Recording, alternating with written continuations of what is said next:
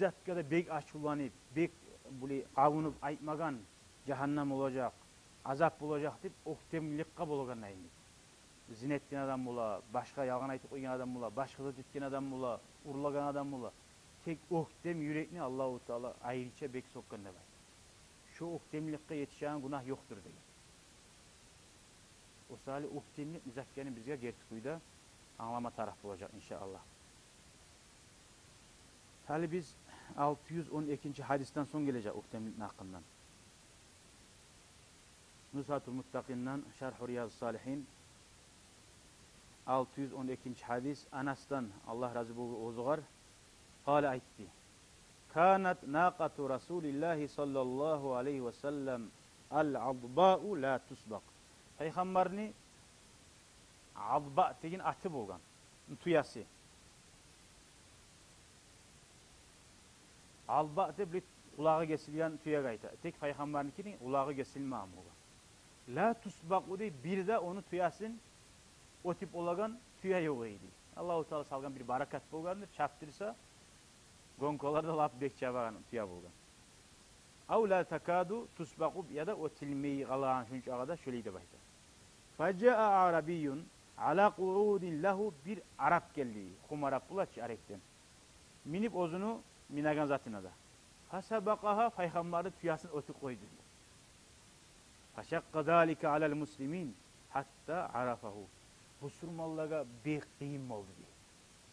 Peygamberini tuyası artta gala algan idi. Peygamber onu anladı diye. Müslümanlara kıyım olganını. Korasan hali bizim dinimiz at öttürmakta, at ötmekta tuğurcu. Baylık kim bayı olmakta, kim olmakta tuğurcu. O da bir alamat. Allahu Teala o işini öyle boldurup görsetken ashabalaga. Peygamber aytkan hakkun alallah Allah yertafi'a şey'un mined dünya illa vada'a. Allah uzgar salgan hak degen borç. Hiç zatni götermez dünyada salit tuğulese kaytarap degen. Masalan ay tola kem bolu gorna tugum. Her zat göterilgen zat enişi bulmayız. Biz yürüyübüz ahırda kaytarıp yatıp kaburga gideriz. O sali İbn-i Turab diye insanlar. Toprak ne balası. Ne bolsan ne toprak ne balası.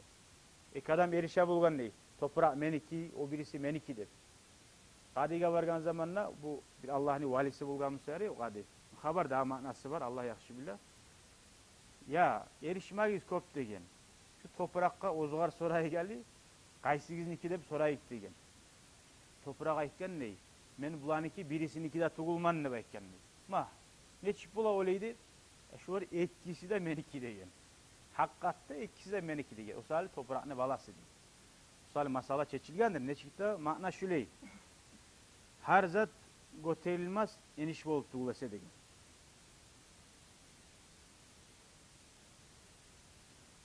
Şu hadisten anlaşıldı dünya bulan oktem olmak, maktanmak o eski iksat.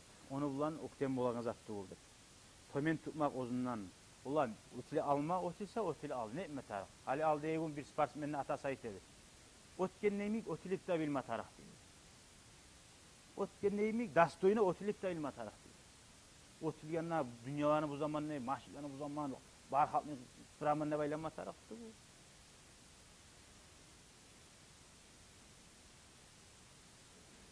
Şu peygamberin tomelliğini anlattı ve ashabalaga da öyle gitsin.